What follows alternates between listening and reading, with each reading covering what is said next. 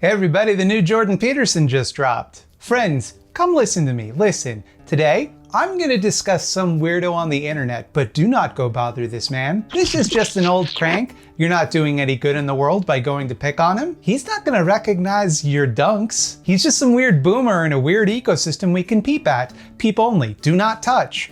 Do not touch this man. Also, content warning, he gets weirdly transphobic at one point, so get ready for that.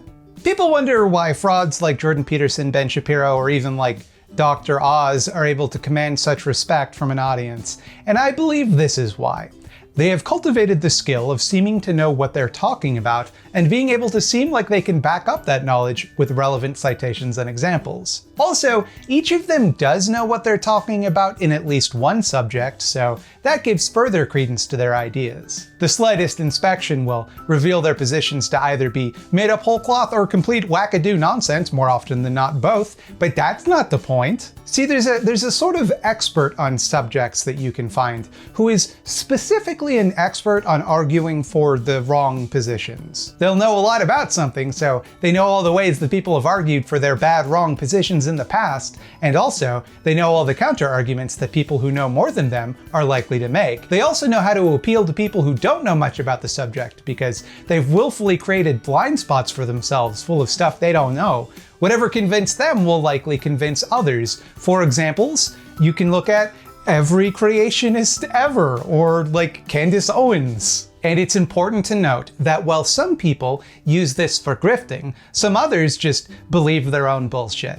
When you know enough about a subject to argue for it effectively, not correctly, there's a difference, and few people can challenge your knowledge of it, it becomes pretty easy to just assume you're some sort of superhero that can see the secrets hidden in plain sight that most people miss. Meet Jonathan Pageau. None of it is arbitrary, but like any system of meaning, it rather has a strange coherence. And this coherence can give us a few clues as to why this imagery would be used to attract the type of attention someone like Lil Nas X desperately needs in order to stay relevant in a post-Christian, blasé, porn-infused, hungover culture. And I guess I should tip my fedora to Lil Nas X as he does a bang-up job at weaving all this imagery succinctly together. Oh yes, Lil Nas X, who desperately needs to shock people because he's verging on irrelevance. You know, the biggest new musical artist of the fucking decade so far, that guy, he's desperate because, of course, his career is failing. According to Jono's About Me page, Jonathan Pageau is a French-Canadian icon carver, public speaker, and YouTuber exploring the symbolic patterns that underlie our very experience of the world, how these patterns emerge and come together, manifesting in religion, art, and even in popular culture. He's also the editor of the Orthodox Arts Journal and host of the Symbolic World blog and podcast. I've never heard of someone referring to themselves as an icon carver. I don't know how that's different from a sculptor or wood carver. Like, I can guess what it is from context, like you probably carve icons. But let's just Google it real quick, and yep, first two results are by Jonathan Pageau, offering to teach you this art that he seems to be the only person talking about. Pageau very much wants to be the next Jordan Peterson. His About Me video conspicuously shows off a conference where he spoke with Peterson, and also another video where he discusses Peterson, and also he's done multiple interviews with Peterson. Look what happens when you search for Jordan Peterson on his channel page. Jordan Peterson and Jonathan Pageau Q&A at Seattle Conference, October 2017. Jordan Peterson and the Stories We Live In. Jordan B. Peterson at Resurrection of Logos in Toronto, March 2017. Thoughts on the Sam Harris-Jordan Peterson debates. Kabbalah, occultism, Freemasonry, and Jordan Peterson. Stop being so silly.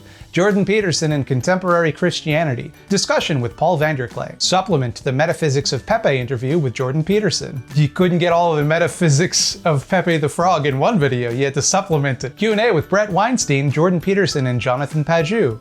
SFL Regional Conference, Vancouver. Milo, Jordan Peterson, and the Symbolic Worldview. Discussing with Rachel Fulton Brown. Rise of Jordan Peterson live Q&A with Jonathan Pageau. The Question of Truth. Answer to Brett Weinstein from the Joe Rogan podcast with Jordan Peterson. With Paul Vanderklay, what to do after the first Jordan Peterson wave. Symbolism in Shrek. When the marginal wins. But one need not look to his catalog of Peterson content to see the influence of Peterson's webbed fingers dipping into Pageau's work. His videos are like watching a version of Jordan Peterson who's been sedated.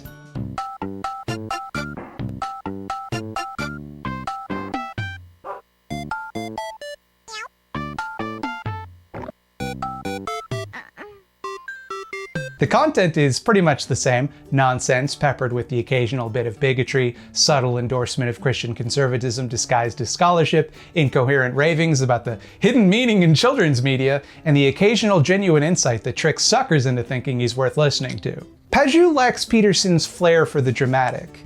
Instead of getting worked up and talking in the most dramatic terms imaginable and really impressing upon his audience the cataclysmic stakes of whatever problem he's completely imagining at the moment, he just stands completely still with his hands at his sides, speaking into his webcam. Peterson can convince people that chaos is winning the cosmic battle with order because, like the snowman in Frozen didn't have genitals or whatever. Pageau seems to think Satanists control the media. Can't really work up the energy and make that sound scary. Now, some of this could be the format of his channel. He's a little bit better when he's public speaking. He at least moves one arm, but stands completely hunched over the lectern and constantly checks his notes like he's nervous and unprepared. And I swear to God, I just looked for a random video of him public speaking and clicked randomly in it just to get footage, and this is what he said. And all of these logis are brought together. They're woven together, we could say, to sustain the existence of the world. It's really a map of meaning, to use Jordan's words. I hope he sees this, King. Today I'd like to subject you, my beloved audience, to Pageau's video, Montero and Wandavision, and now get ready because there's a second half to the title of the video that I'm going to say now, but just prepare yourself for the second half of the title that's going to come out of my mouth right now, How Satanism Functions. Here on Pageau's examination of the symbolic world, he makes both of these properties entirely literal. All of his analysis takes for granted that a hidden satanic message is being displayed using some sort of deliberate code meant to invert and thereby destroy Christianity. In speaking to his self-named lover, Montero tells us that I'm not fazed, only here to sin. If Eve ain't in your garden, you know that you can. And so pride as self-love appears ultimately as a sterile revolution against the natural patterns of the world. All he talks about is just what the literal objects on screen represent in his demented cosmology, rather than what both of these works have to say. Like, he analyzes Montero, Call Me By Your Name by Lil Nas X, making a big stink about all the devils and snakes and shit, but does not, at any point, mention Lil Nas X's sexuality. Now, if you're not familiar with this particular work, it's a song about Lil Nas X letting go of his feelings of internalized shame about his sexuality. The video is full of religious imagery, where Lil Nas X is seduced by the snake from the Garden of Eden, stoned to death with butt plugs, and descends on a stripper pole to hell, where he seduces and kills the devil to become the new devil. He also made some devil shoes to go along with it, some evil shoes for walking evilly. This was a minor controversy because he did it at Easter, and some people use that as a convenient reason to be homophobic at him. So like, a lot of people don't like queer people because of bigotry that they blame on their religion. A lot of them say that queerness is from the devil in order to shame and literally demonize queer people. So Lil Nas X here is just owning that. He's saying, fine, okay, we're the devil. You keep saying that, so fuck it. I'm gonna keep being myself, and if that means I gotta be the devil, then I will. Pretty obvious to me. He's just saying that he's not taking anybody's shit anymore. You cannot disentangle this video from Lil Nas X's struggle with and triumph over his internalized homophobia. Pageau either misses this or doesn't think that element is worth discussing, instead choosing to focus on the story as about the cycle of pride and revolution. The video ultimately is about one thing, it's about pride. This self-love is represented as an exploration of the strangeness and idiosyncrasies of oneself, self-seduction, self-victimizing, self-abasement, self-gratification, and ultimately self-crowning. He seems to go out of his way to ignore, and when he can't ignore, to minimize the queerness of the story. Like, there's a line in the song where Lil Nas X says, I want that jet lag from fucking and flying, shoot a child in your mouth while I'm riding, and Pageau read it like this. He tells his self-named lover that he wants to let's say, I won't quote it exactly, but let's say to put a child in his mouth. And this is of course the ultimate image of sterility, of solipsistic dreaming, of this imagination which is taken up in fantastical places but does not produce body, community, or cohesion, but only causes revolution, fragmentation, and ultimately loneliness. Yeah, okay. Is that what that means? I read it a little differently. I didn't think of it as the solipsistic daydream that produces fragmentation and revolution instead of cohesion and community. What I read instead was that he wanted to nut in a guy's mouth on account of he was horny, and he wanted the guy to blow him. That's what I got out of that. And it's actually a pretty brave thing to do, just out and out talk about gay sex in your pop song. Despite the normalization and acceptance of homosexuality in recent decades, that still isn't really done. Like, tons of songs talk about heterosex, but I really can't even think of another song this popular that talks about having gay sex and liking it. I do not think that Pageau likes that the song does this. There are little hints towards Pageau's feelings towards queerness in this video, but he doesn't have the grapes to come out and express them out loud. I think his intent here was to suggest that gay blowjobs themselves are solipsistic and create fragmentation instead of cohesion. But he knew he had to be kind of cagey about it, because if he were just an out-and-out homophobe and he said like, oh, if dudes blow you, then it's a force of entropy, people wouldn't listen to him, because that's buck wild. So he's just vague and weird about it, and that provides plausible deniability for himself and whatever dipshits are watching who want to pretend like they have a better reason for disliking Lil Nas X getting blown than their own discomfort with gay sexuality. At one point, he talks about how a direct line can be drawn from Napoleon crowning himself to Lil Nas X crowning himself.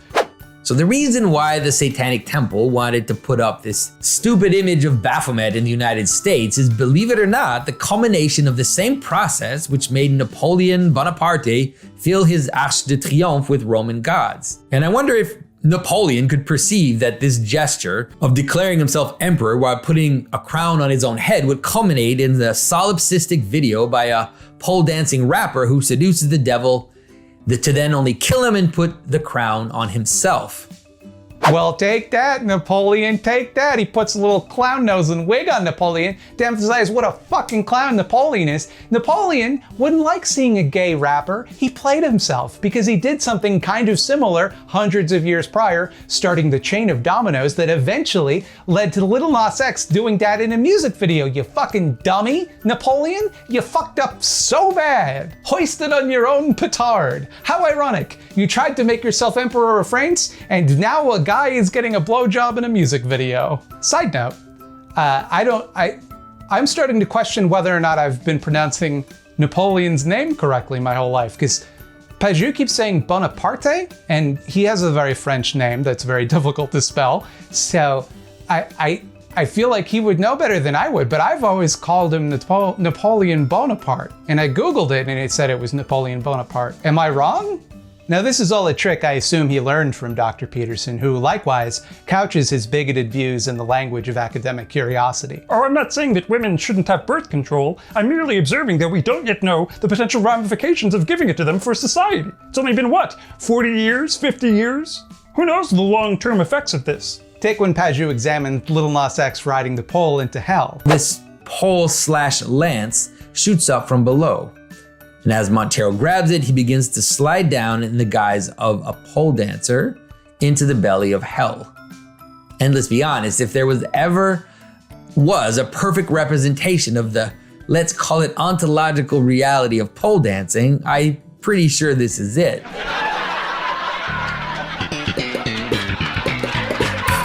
You see, the thing is, nothing represents the ontological reality of pole dancing quite like someone sliding into hell, because pole dancing is done by and enjoyed by sinners, you see. Now, he can't just come out and say, hey, probably all strippers and people that enjoy stripping are going to hell, because people might be like, that seems a little harsh actually. But if he dresses it up in some vaguer language, implying there's some high-minded philosophical reasoning undergirding it, he can kind of say that without having to say it. And he always talks like this. He always talks like a complete asshole. Much like Jordan Peterson, he uses obscurantinist rhetoric that bedazzles people that don't want to spend precious brain calories decoding it. I don't know what you're talking about, and I don't know what most of the words you're using mean, but I'm going to agree with you because I don't want to look stupid. Unlike Peterson, who often speaks borderline complete gibberish that people can interpret however they like a Rorschach test, Pageau prefers to speak in a way that's needlessly complicated but ultimately coherent. And this is his fatal flaw, and why he'll never live up to his daddy Jordan's legacy, in my opinion. Because he's making an actual argument with actual beliefs that can be refuted and argued with. He's just hiding them behind enough pompous bullshit that most people wouldn't bother, because why would you? Take, for example, this sentence. The pole coming up from below is, of course, an inversion of the spear of St. Michael, which is portrayed in medieval imagery as pinning down the great serpent. So even though it's coming from below, it's nonetheless this axis mundi, the axis of the world. Now it's not a hierarchy seen from the side of the traditional, let's say, ladder that you see in icons of the ladder of divine ascent, which is, and this type of coming up from behind doesn't end up being going up in the end. It just actually ends up being a coming down. It's not being chased from heaven axis from the point of view of the ladder, but it's something like this hierarchy from the point of view of the chute or of the serpent sliding down, just like in a chutes and ladders game. I think that all works, that all makes sense to me, but the one question I do have is what the fuck are you talking about? Like, listen to yourself. How do revolutions come from behind? From below, like in the actual thing you're describing, sure. But from behind? If they don't actually go up, they go down, then how does this image of something coming up represent them? But also, more importantly, what the fuck are you talking about? And help me out here. Is there anything else that a long pole-like object coming up from behind might represent in this video about queer sexuality? I don't know, because of course, I'm not an expert on symbolism. Or how about this one from much later in the video? You see, stories have patterns. Stories play themselves out naturally, and once the narrative elements have been cast, there will always be people, events, and organizations to embody them in a very factual and incarnate way. But the material causes by which this will happen are actually quite secondary to the more spiritual reasons. So,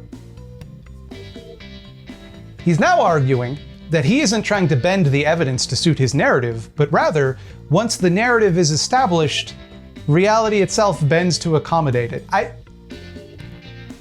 don't think that's what he meant. I don't think that's what he wanted to argue, but that's kind of what he just said. So like the material factors of the universe are subject to a greater spiritual force or forces that want to tell a story, so they assign roles and archetypes to people and groups and events to become in a very factual and incarnate way. Seems like maybe you're suggesting God created a clockwork deterministic universe for a goof. You see, when Christ said, "Judge not, lest you be judged," this was not just this finger-wagging moralizing. He was telling people how reality works, how the projecting of our sins onto our enemies, this focused attention on the sin of others, opens up the space of our own end. It gives us a glimpse of what is possible in the story. It gives us a riddle of our own sphinx. And it is by this very sphinx that we run the danger of being devoured. I think this sentence might have gotten away from you, Jono. But you fell for it, Jono. You fell for Lil Nas X's mischief. Because all of this was designed to stir up controversy. Hee hee ha ha. It's ironic, au contraire, mon frère. Pageau argues that ironic Satanism is actual Satanism. And his logic is ironclad. Listen to this. You see, Christians seek truth. So to devote oneself to something that is not true is therefore the inverse of Christianity. That Satanists worship Satan precisely because they don't believe he exists, which is naturally the opposite of Christians who worship a God they do believe exists. You see, Satanism is irony itself, you could say. And the theatrics, the joke of Satanism, is one of the most important considerations of its meaning and its purpose, and ultimately of its satanic qualities. So if you ask a LaVey, style Satanists about their religion, they'll tell you that they actually don't believe in Satan. This is of course difficult for Christians who order their lives on truth and faith to understand. People ask themselves, why would they go to such efforts for something they don't even believe in? There's nothing more satanic than believing both God and Satan actually don't exist, though all the while acting in this self-righteous pride and resentment in order to offend Christians and destroy their hierarchy of meanings by ritually and mythologically embodying everything that Christians oppose. And he's half right. Satanists don't believe that Satan exists, but what he also seems to miss is that they also do not worship Satan. They don't devote themselves to him, rendering his whole point moot. This is of course difficult for Christians who order their lives on truth and faith to understand. Pageau hedges his bets by saying a Lave-style Satanist, referring to the Church of Satan, the opponents of the Satanic Temple who I just quoted. The Church of Satan sucks ass, but they also don't worship or devote themselves to Satan, as he well knows. They devote themselves to themselves, who they definitely believe exist.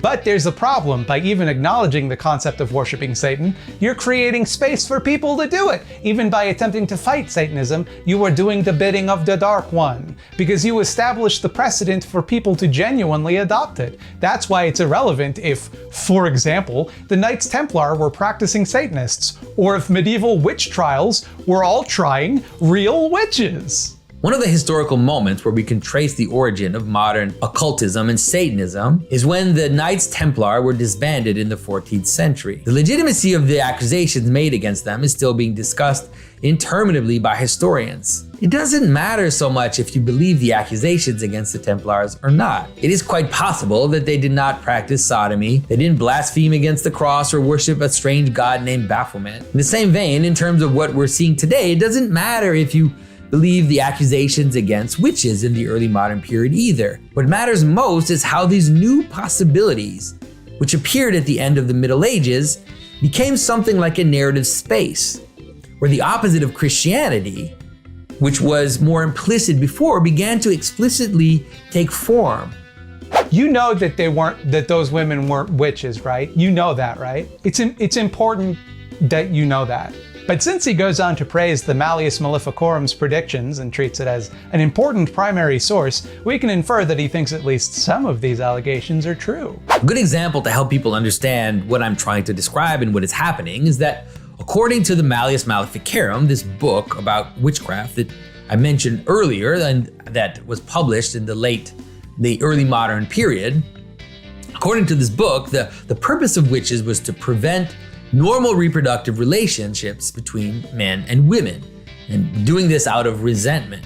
For those of you that didn't waste thousands of dollars studying European history in university, the Malleus Maleficorum, or the Hammer of Witches, was a book that professional woman killers would use to justify killing random women, and occasionally a man for flavor. What they would do is they would accuse them of some random bullshit they thought of, and then torture a confession out of them. The Malleus Maleficorum argued that pretty much any woman is a witch in waiting because of how sinful and dumb women are, you see. So the only way to protect yourself is to find and kill all the witches, which you can recognize by them not wanting to fuck, them not wanting to fuck you specifically, them disobeying their husband, having an annoying voice, beating you in a video game, whatever.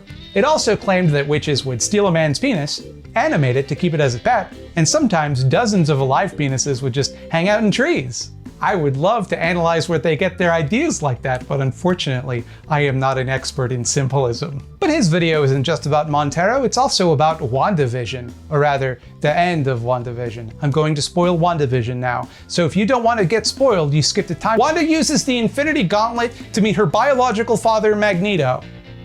Nah, just kidding. The real spoilers start in 3, 2, 1. Pageau's views on Wandavision. Pageau's views. See, there's a channel name. Center around how he feels that the show sympathizes too much with Wanda and treats what she's doing as relatable and understandable. So, for some context, Wanda is a superhero with magic powers who creates a fake world based on sitcoms she liked so she can live in peace with her husband who died in the Infinite War. All of the other people in Wanda's fake town are real people whose will is taken over and they're forced to play act according to her whims. The torturer, the controller, the dictator is the main character. And although what Wanda's doing is presented to us as being immoral, we're nonetheless called to have far more compassion for her and her suffering for having lost this artificial husband, more compassion for her imaginary children than we are supposed to feel for the children and townspeople she's torturing. Yeah, this is a really weak take for a couple of reasons. For one, the show definitely sympathizes with Wanda, but also definitely strongly condemns what she is doing. They treat Wanda like a villain in a horror movie for half of the show. You can sympathize with a character who does bad things, and the show doesn't even slightly equivocate on this. What she is doing is presented as entirely, completely wrong. But much more importantly, none of that matters. These events are not meant to be taken so literally. It is a metaphor for grief. It is very transparently a metaphor for grief. It is made so that 13-year-olds will understand it is a metaphor for grief. Like how strong feelings make you do awful things and cut you off from people you care about. How you can lash out and be aggressive from feelings of hurt or loss. How it's better to react to traumatized people who are lashing out with compassion than aggression. What it's not is a story about literally using magic powers to create an alternate reality where you can live with your robot husband. Nobody would care about a show like that. People can't relate to that because most people, almost all people, can't use magic powers to bring back their dead robot husbands. And again, this man claims to be an authority specifically on symbolism. Also, he suggests that he's anti-mask, which is fun. There's an insane moment where a mother pleads with Wanda to at least let her child come out of her room so that she can take it in her arms. Really anything. If you could just let her out of her room. If I could just hold her, please. I mean, I swear I could almost see the mother in a medical mask when I heard this. Yup, having to wear a mask to prevent an airborne virus from being transmitted to vulnerable populations is just like if a witch overrode your entire will and personality, making you and your children into her slaves. What a fitting analogy, and not fuck you at all. So about now is when his argument goes off the deep end. That's right, we've been in the shallow end this whole time, and we're about to get into the wild parts of his beliefs. He speculates, jokingly at first, that Wandavision was designed specifically to justify witch burnings. That the show confirms the claims made in the Malleus Maleficorum, and come to think of it, all of the claims in the Malleus Maleficorum are kinda true. When I was watching this, at some point, I started to ask myself if this strange premise was not secretly some very strange and ingenious argument for witch burning. I'm sure the Malleus Maleficorum, there's definitely a section about witches forcing all reality to follow their whim in order to avoid real masculine-feminine union, real relationships, and ultimately to preserve artificial men and solipsistic fantasy children. I'm sure it's there somewhere. I need to go back there and check. So 200 years ago, I might have been mocked, maybe not even that long ago, by the well-to-do for suggesting that a group of people would want such a thing for the world. Whether it is pornography, artificial insemination, whether it's the proliferation and acceptance of abortion, or even young boys that have been put on hormone blockers, I can find prominent contemporary examples of all the ancient witchcraft I just mentioned. There you have it, everybody. Abortion, pornography, trans healthcare, they're all witchcraft. Nobody could just want an abortion or to jerk off or to change their gender presentation. They must be doing it to sterilize people in defiance of God's law. Well, I'm convinced. Let's round up evil women and burn them alive. And this leads him into this bizarre tirade about how caring for the exceptional or the marginal inevitably leads societies to ruin because it leads us to treat the deviant as normal. So if in traditional societies, we see this scapegoat mechanism of sacrificing the exception in order to preserve coherence, here it is the opposite of that. It is a desire to sacrifice the entire world for the exception. On a social level, this is what appears as upside down hierarchies, where the strange, the impure, the exceptional, the fluid, the rejected, the sick, and the unknown become not those we need to help, but they become a new measure by which all of society is evaluated. Some weird, wild, fashy stuff that caring about the marginalized itself represents an inversion of Christianity. Many of our contemporary social manifestations can dupe Christians. into thinking that what is happening is aligned with their values. But stories like Wandavision can help us realize how the very opposite is the case. Whether it be the willingness to destroy our social fabric for the sick, whether it be the advent of woke victimhood culture, and its desire to make inclusion the purpose for any group, any sports team, any church or corporation. What we're witnessing is the reverse of Christianity. This clinical language hides an ugly worldview where anyone who defies what Jonathan views as the established order is to be brought to heel. Society cannot accommodate the unusual. The unusual must adapt to accommodate society. That inclusion can never be a goal worthy of anyone's time in and of itself. It must be the influence of the Dark Lord trying to something cut your dick off. If you ask me, the only person here inverting Christianity is Pageau. To quote the gospel that is my namesake, Matthew 25 verses 35 to 40, "And the king shall answer and say unto them, Verily I say unto you, inasmuch as ye have done it unto the least of these of my brethren, ye have done it unto me." Now, I don't believe in the big man upstairs, but this passage seems to me to make it pretty clear that however you treat the most marginalized, the weakest, the most in-need people, that is how you treat God. To not do what you can to accommodate them, to show them kindness, to do unto them as you would have them do unto you, is to spit in God's face. If you'd like to see someone inverting Christianity, if you'd like to see the handiwork of evil, you need look no further than Pageau's attempts to imagine some secret message hiding in plain sight in works of pop culture designed not to degrade or harm, but rather to encourage empathy. His willful dismissal of the message of hope and understanding they try to provide, to instead give ideological cover for people who seek to tear others down. Or, if I wanted to put this in a way that I think Pageau and his milieu would understand better, mediating the seeming contradiction between the semiotics of demonology and Lil Nas X's depiction of unmediated self-acceptance seems to have created a paradox for those who accept Pageau's dogma. But it is in this very dogma that we can see a pattern of meaning cohere, one which claims to venerate truth, all the while surreptitiously celebrating willful ignorance. Or, likewise, hello and welcome to the eyeball zone. Here in the eyeball zone, we wanted that bit to stop. That bit was annoying. Also, we put eyeballs on small leftist projects in need of views. In What is Black Anarchism, St. Andrew, the YouTuber, not the actual saint, I probably didn't need to clarify that, outlines the history of several threads of black anarchist resistance, theory, and repression. Somehow, anarchism has gotten a reputation for being a philosophy exclusively for Western whitos. And while I think it's definitely fair to critique white anarchists focusing exclusively on white shit, I think this attitude gives a pretty short shrift to all the anarchists of color who have fought and struggled for their beliefs. Black anarchism in particular is a rich and varied collection of traditions and movements, which I think makes sense because, let's be real here, who stands to benefit more from the dissolution of unjust authority than black people and other colonized peoples? St. Andrew's video does a fantastic overview of various trains of black anarchist thought and central figures thereof. And if you come away with nothing else from it, it's a wellspring of inspirational quotes from black anarchist writers and thinkers. And several times in this video, all the hairs on the back of my neck stood on end. I came away from this video with a rare feeling of hope, and that is in very short supply these days. What the fuck? The eyeball zone laid an egg? What could that? Oh no, it's hatching. It's hatching. Hello and welcome to the Son of the Eyeball Zone. Here in the Son of the Eyeball Zone, we highlight not necessarily small leftist projects, just some larger, medium-sized content creators, because I just like them, and sometimes just because they're my pals, you know? It's just nepotism.